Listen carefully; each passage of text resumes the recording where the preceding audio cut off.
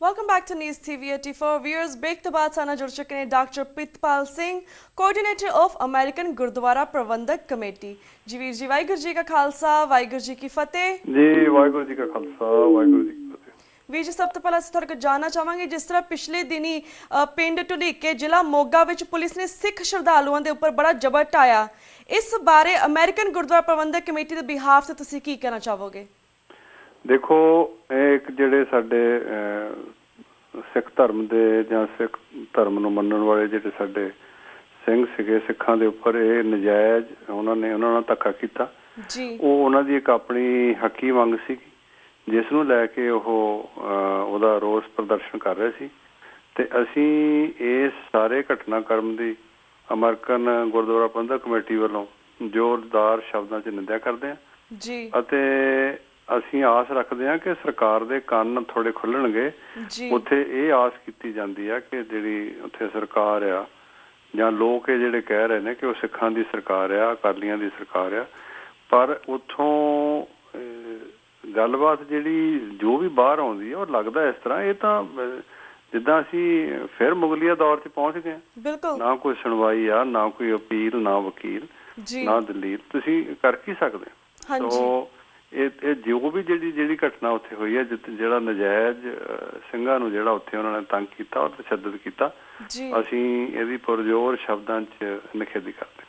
ਬਿਲਕੁਲ ਬਿਲਕੁਲ ਵੀਰ ਜੀ, ਆਈ ਡੂ ਅਗਰੀ ਵਿਦ। ਜਿਸ ਤਰ੍ਹਾਂ ਤੁਸੀਂ ਕਿਹਾ ਕਿ ਤੁਸੀਂ ਇੱਥੇ ਅਗਰੀ ਨਹੀਂ ਕਰਦੇ, ਜਿਸ ਤਰ੍ਹਾਂ ਬਾਦਲ ਨੇ ਤਾਂ ਸਿਰਫ ਵੋਟਾਂ ਲੈਣ ਲਈ ਪੁਲਿਸ ਵਾਲਿਆਂ ਨਾਲ ਮਿਲ ਕੇ, ਸੌਦਾ ਸਾਧ ਦੇ ਚੇਲਿਆਂ ਨਾਲ ਮਿਲ ਕੇ ਸਿੱਖਾਂ ਦਾ ਇਹ ਕੁੱਟ ਘਟਾਪਾ ਕੀਤਾ, ਪਰ ਦੂਸਰੇ ਪਾਸੇ ਜੋ ਜਥੇਦਾਰਾਂ ਨੇ ਜਿਹੜਾ ਹੁਕਮ ਦਿੱਤਾ ਸੀ ਸਿੱਖਾਂ ਨੂੰ ਇਹਨਾਂ ਦਾ ਬਾਈਕਾਟ ਕਰਨ ਲਈ, ਉਹਨਾਂ ਨੇ ਵੀ ਚੁੱਪੀ ਵਰਤੀ ਹੋਈ ਹੈ। ਉਹਨਾਂ ਜਥੇਦਾਰਾਂ ਬਾਰੇ ਤੁਸੀਂ ਕੀ ਕਹਿਣਾ ਚਾਹੋਗੇ? ਦੇਖੋ, ਇੱਕ ਹੋਰ ਵੀ ਇਸ ਘਟਨਾ ਤੋਂ ਵੱਧ ਕੇ ਦੁਖਦਾਈ ਆ ਕਿ ਸਾਡੇ ਜਥੇਦਾਰ ਸਾਹਿਬਾਨ ਜਿਹੜੇ ਕਿ ਸਾਡੇ ਲਈ ਬੜੇ ਸਤਿਕਾਰ ਦੇ ਪਾਤਰ ਨੇ, ਅਕਾਲ ਤਖਤ ਸਾਹਿਬ ਦੇ ਜਥੇਦਾਰ, ਸਾਨੂੰ ਹਮੇਸ਼ਾ ਸ੍ਰੀ ਅਕਾਲ ਤਖਤ ਸਾਹਿਬ ਵੱਲ ਅਸੀਂ ਦੇਖਦੇ ਹਾਂ ਕਿ ਉੱਥੋਂ ਕੋਈ ਨਾ ਕੋਈ ਜਿਹੜੀ ਚਾਨਣ ਦੀ ਕਿਰਨ ਆਊਗੀ।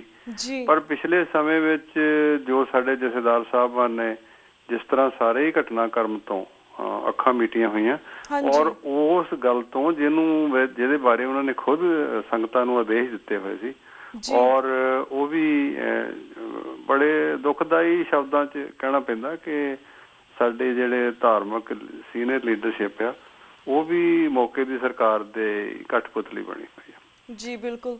ਤੇ ਵੀਰ ਜੀ, ਜਿਸ ਤਰ੍ਹਾਂ ਤੁਸੀਂ ਜਾਣਦੇ ਕਿ ਜਬਰ ਦਾ ਮੁਕਾਬਲਾ ਸਬਰ ਕਰਨ ਵਾਲੇ ਭਾਈ ਗੁਰਬਖਸ਼ ਸਿੰਘ ਗੁਰਦੁਆਰਾ ਅੰਬ ਸਾਹਿਬ ਮੁਹਾਲੀ ਵਿਖੇ ਭੁੱਖ ਹੜਤਾਲ ਤੇ ਪਿਛਲੇ 2 ਹਫ਼ਤਿਆਂ ਤੋਂ ਜ਼ਿਆਦਾ ਤੋਂ ਬੈਠੇ ਹੋਏ ਨੇ, ਸਿਰਫ ਸਾਡੇ ਸਿੰਘਾਂ ਲਈ, ਜਿਹੜੇ ਸਾਡੇ ਸਿੰਘ ਜੇਲ੍ਹ ਦੇ ਵਿੱਚ 20-30 ਸਾਲਾਂ ਤੋਂ ਬੰਦ ਨੇ।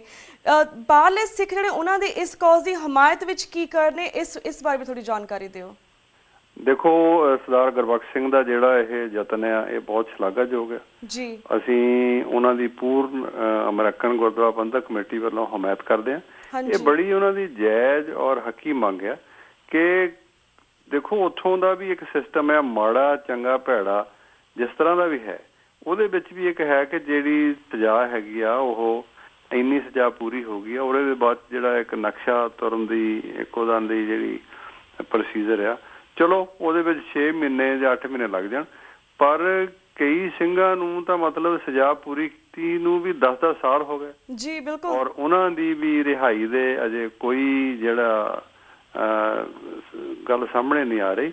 ਸਰਦਾਰ ਗੁਰਬਖਸ਼ ਸਿੰਘ ਦਾ ਜਿਹੜੀ ਉਹਨਾਂ ਦਾ ਯਤਨ ਹੈ ਇਹ ਬਹੁਤ ਸ਼ਲਾਘਾਯੋਗ ਹੈ। ਅਸੀਂ ਉਹਦੀ ਪੂਰਨ ਹਮਾਇਤ ਕਰਦੇ ਹਾਂ ਔਰ ਅਸੀਂ ਆਸ ਕਰਦੇ ਹਾਂ ਕਿ ਜਿਹੜੀਆਂ ਬਾਕੀ ਵੀ ਜਿੰਨੀਆਂ ਸਿੱਖ ਜਥੇਬੰਦੀਆਂ ਉਹਨਾਂ ਦੇ ਨਾਲ ਆ ਕੇ ਇਸ ਗੱਲ ਤੇ ਖੜੇ ਹੋਣ, ਔਰ ਖਾਸ ਕਰਕੇ ਜਿਹੜੀ ਸਾਡੀ ਸੀਨੀਅਰ ਧਾਰਮਿਕ ਲੀਡਰਸ਼ਿਪ ਹੈਗੀ ਆ, ਤਖਤਾਂ ਦੇ ਜਥੇਦਾਰ, ਖਾਸ ਤੌਰ ਤੇ ਜਥੇਦਾਰ ਸ੍ਰੀ ਅਕਾਲ ਤਖਤ ਸਾਹਿਬ, ਅਸੀਂ ਉਹਨਾਂ ਨੂੰ ਵੀ ਬੇਨਤੀ ਕਰਦੇ ਹਾਂ ਕਿ ਇਹ ਤਾਂ ਇੱਕ ਬੜੀ ਇਨਸਾਨੀ ਮੰਗ ਆ ਕਿ ਜਿਹੜੇ ਲੋਕਾਂ ਦੀ ਸਜ਼ਾ ਪੂਰੀ ਹੋ ਚੁੱਕੀ ਆ ਉਹਨਾਂ ਨੂੰ ਤੁਸੀਂ ਰਿਹਾਈ ਨਹੀਂ ਕਰ ਰਹੇ, ਤੁਸੀਂ ਕਮ ਸੇ ਕਮ ਆ ਕੇ ਉਹਨਾਂ ਦੇ ਨਾਲ, ਉਹਨਾਂ ਦੇ ਪਰਿਵਾਰਾਂ ਦੇ ਨਾਲ ਆ ਕੇ ਕੋਈ ਹਮਦਰਦੀ ਦੇ 2 ਬੋਲ ਤਾਂ ਬੋਲੋ ਵੀ ਇਹ ਹੋ ਕੀ ਰਿਹਾ। ਸਿਸਟਮ ਬਿਲਕੁਲ ਬ੍ਰੇਕਡਾਊਨ ਹੋਇਆ ਪਿਆ, ਨਾ ਕਿਸੇ ਪਾਸੇ ਮਤਲਬ ਥੱਲੇ ਦੇ ਲੈ ਕੇ ਮੈਂ ਕਹਿੰਦਾ ਸਰਪੰਚ, ਪਿੰਡ ਦੇ ਸਰਪੰਚ ਤੋਂ ਲੈ ਕੇ ਤੇ ਚੀਫ ਮਿਨਿਸਟਰ ਤੱਕ ਸਾਰੇ ਲੋਕ ਜਿਹੜੇ ਆ ਚੁੱਪ ਧਾਰੀ ਬੈਠੇ ਆ। ਜਦੋਂ ਨਕਸ਼ਾ ਤੁਰਦਾ ਵੀ ਚਲੋ ਜੇਲ੍ਹ ਤੋਂ ਡਿਪਟੀ ਕਮਿਸ਼ਨਰ ਨੂੰ ਹਦਾਇਤ ਹੁੰਦੀ ਹੈ, ਉਹ ਫਿਰ ਪੁਲਿਸ ਨੂੰ ਹਦਾਇਤ ਕਰਦਾ ਕਿ ਇਹਦੀ ਵੈਰੀਫਿਕੇਸ਼ਨ ਕਰੋ ਵੀ ਇਹਦਾ ਕੀ ਹੋ ਸਕਦਾ। ਪਰ ਹਰ ਲੈਵਲ ਤੇ ਹੀ ਮਤਲਬ ਇੰਨੀ ਜ਼ਿਆਦਾ ਮਤਲਬ ਇਹਨਾਂ ਨੇ ਅੱਖਾਂ ਮੀਟੀਆਂ ਹੋਈਆਂ ਉੱਥੋਂ ਦੀ ਸਰਕਾਰ ਨੇ, ਸਰਕਾਰੀ ਕਰਿੰਦਿਆਂ ਨੇ। ਔਰ ਸਿਰਫ ਇਹ ਜਿਹੜਾ ਹੈਗਾ ਘਟਨਾਕ੍ਰਮ ਹੈ ਸਾਰਾ, ਇਹ ਹੋਰ ਕਿਸੇ ਵਾਸਤੇ ਨਹੀਂ ਹੈ। ਸਿਰਫ ਔਰ ਸਿਰਫ ਇੱਕ ਤਾਂ ਸਿੱਖਾਂ ਨੂੰ ਝੂਠੇ ਜਿਹੜੇ ਕੇਸ ਪਾ ਕੇ ਉਹਨਾਂ ਦੇ ਵਿੱਚ ਨਜ਼ਰਬੰਦ ਪਹਿਲਾਂ ਕਰਦੇ ਆ, ਫਿਰ ਉਹਨਾਂ ਨੂੰ ਝੂਠੇ ਕੇਸਾਂ ਵਿੱਚ ਸਜ਼ਾਵਾਂ ਦੇ ਕੇ 15-15 ਸਾਲ 20-20 ਸਾਲ ਦੀ ਸਜ਼ਾ ਕੀਤੀ ਜਾਂਦੀ ਹੈ।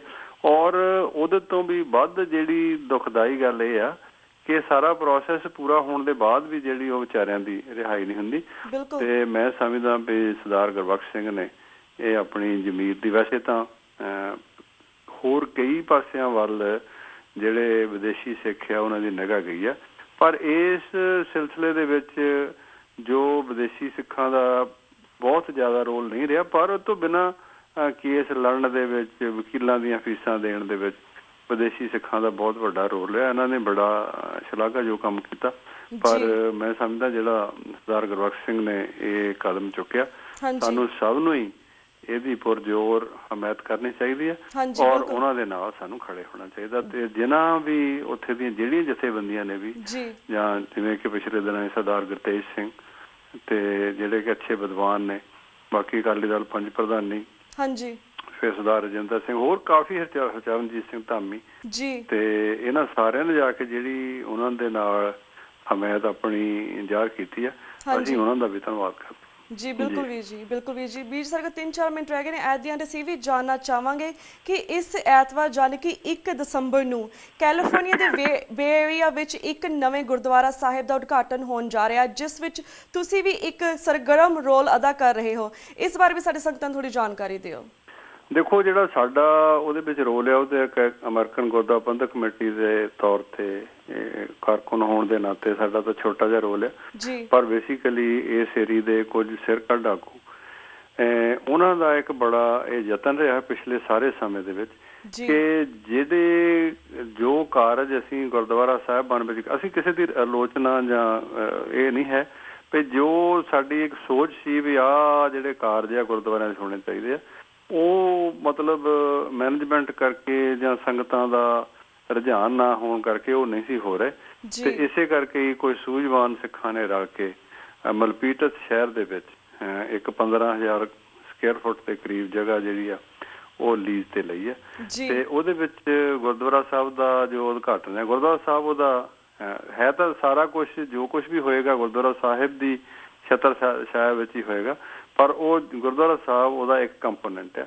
ਉਹਦੇ ਵਿੱਚ ਸਾਡਾ ਯਤਨ ਹੋਏਗਾ ਕਿ ਸੀਨੀਅਰ ਸਿੱਖ ਸੈਂਟਰ, ਫਿਰ ਕਮਿਊਨਿਟੀ ਦੇ ਵਿੱਚ ਜਿਹੜਾ ਡੋਮੈਸਟਿਕ ਅਬਿਊਜ਼ ਉਹਦੇ ਹੱਲ ਕਰਨ ਵਾਸਤੇ, ਜਾਂ ਜਿਹੜੇ ਸਾਡੀ ਨੌਜਵਾਨ ਪੀੜ੍ਹੀ ਆ, ਉਹ ਨੌਜਵਾਨਾਂ ਦਾ ਕਸੂਰ ਨਹੀਂ ਹੈਗਾ, ਮੈਂ ਸਮਝਦਾ ਇਹ ਸਾਡਾ ਕਸੂਰ ਹੈ, ਜਾਂ ਅਸੀਂ ਉਹਦੇ ਵਿੱਚ ਫਾਲਟ ਕਰ ਰਹੇ ਹਾਂ ਕਿ ਜਿਹੜੀ ਨੌਜਵਾਨ ਸਾਡਾ ਪੀੜ੍ਹੀ ਆ ਉਹ ਗੁਰਦੁਆਰਿਆਂ ਦੇ ਵਿੱਚ ਆ ਕੇ ਨਹੀਂ ਬੈਠ ਰਹੀ ਜਾਂ ਉਹ ਧਿਆਨ ਨਾਲ ਨਹੀਂ ਸੁਣ ਰਹੀ। ਉਹਦਾ ਕਾਰਨ ਇਹ ਹੈ ਕਿ ਅਸੀਂ ਉਸ ਲੈਂਗੁਏਜ ਦੇ ਵਿੱਚ, ਉਸ ਈਡੀਅਮ ਦੇ ਵਿੱਚ ਕਨਵਰਸੇਟ ਨਹੀਂ ਕਰ ਰਹੇ, ਜਦ ਕਿ ਗੁਰੂ ਸਾਹਿਬ ਦੇ ਵੇਲੇ ਤੋਂ ਹੀ ਦੇਖੋ ਉਹਨਾਂ ਨੇ ਹਰ ਜਗ੍ਹਾ ਜਾ ਕੇ ਜਿਹੜੀ ਲੋਕਲ ਬੋਲੀ ਸੀ ਉਹਦੇ ਵਿੱਚ ਹੀ ਜਿਹੜਾ ਪਰਮਾਤਮਾ ਦਾ ਸੰਦੇਸ਼ ਆ ਉਹ ਲੁਕਾਈ ਨੂੰ ਦਿੱਤਾ। ਇਸੇ ਕਰਕੇ ਇਹਨੂੰ ਜਗਤ ਦਾ ਧਰਮ ਵੀ ਜਾਂ ਲੁਕਾਈ ਦਾ ਧਰਮ ਵੀ ਕਿਹਾ ਜਾਂਦਾ। ਸੋ ਸਾਡਾ ਯਤਨ ਹੋਏਗਾ ਕਿ ਆਪਣੀ ਜਿਹੜੀ ਨੌਜਵਾਨ ਪੀੜ੍ਹੀ ਆ ਉਹਨਾਂ ਨੂੰ ਵੀ ਅਸੀਂ ਲੈ ਕੇ ਆਈਏ, ਤੇ ਬਾਕੀ ਕਮਿਊਨਿਟੀ ਦੀਆਂ ਜਿਹੜੀਆਂ ਲੋੜਾਂ ਹੈਲਥ ਦੀਆਂ ਜਾਂ ਹੋਰ ਜਿੰਨੀਆਂ ਛੋਟੀਆਂ ਮੋਟੀਆਂ ਸਾਡੀਆਂ ਲੋੜਾਂ ਹੈਗੀਆਂ, ਫੈਮਿਲੀ ਦੀਆਂ, ਫੈਮਿਲੀ ਵੈਲਿਊਜ਼ ਦੀਆਂ, ਤਾਂ ਕਿ ਉਹਨਾਂ ਨੂੰ ਅਸੀਂ ਗੁਰੂ ਸਾਹਿਬ ਦੇ ਆਸ਼ੇ ਮੁਤਾਬਕ ਸੰਗਤਾਂ ਤੱਕ ਪਹੁੰਚਾ ਸਕੀਏ। ਤੇ ਜਿਹੜੀ ਸਾਡੀ ਸਿੱਖ ਸੰਗਤ ਹੈਗੀ ਆ ਉਹ ਗੁਰੂ ਸਾਹਿਬ ਦੇ ਆਦੇਸ਼ ਤੋਂ, ਜੋ ਬਾਬਾ ਜੀ ਨੇ ਜਿਹੜਾ ਉਹਨਾਂ ਦਾ ਆਦੇਸ਼ ਆ ਸਿੱਖੀ ਨੂੰ ਜਿਉਣ ਦਾ, ਉਸ ਦੇ ਮੁਤਾਬਕ ਜੀ ਸਕਣ।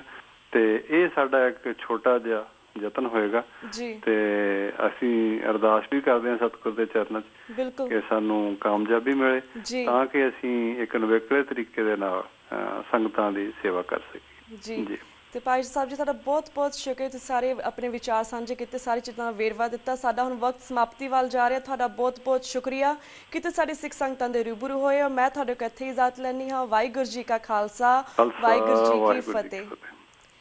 ਵੀਅਰਸ ਇੱਥੇ ਮੈਂ ਤੁਹਾਡੇ ਕੋਲ ਇਜਾਜ਼ਤ ਲੈਣੀ ਹਾਂ। ਮੰਡੇ ਨੂੰ ਮਿਲਾਂਗੇ ਸੇਮ ਟਾਈਮ ਸੇਮ ਸ਼ੋਅ ਤੇ। ਤਦ ਤੱਕ ਲਈ ਵਾਹਿਗੁਰੂ ਜੀ ਕਾ ਖਾਲਸਾ ਵਾਹਿਗੁਰੂ ਜੀ ਕੀ ਫਤਿਹ।